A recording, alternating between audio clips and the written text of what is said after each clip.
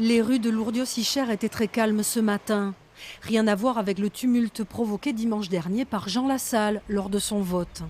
Je refuse de participer à ce vote. Un acte qui a conduit le Conseil constitutionnel à annuler les 90 suffrages exprimés dans la commune lors du second tour.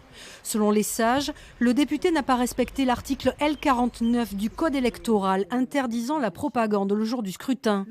Une sanction disproportionnée pour la maire du village, élue depuis 1977 aux côtés de Jean Lassalle.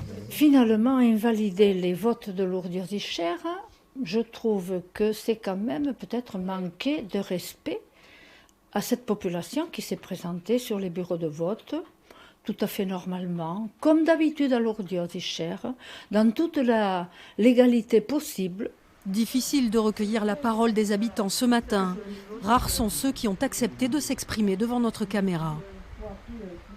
Ça le concerne. Il n'a pas pris à la légère, c'est une décision qui est réfléchie. Donc bon, il savait à quoi il s'attendait.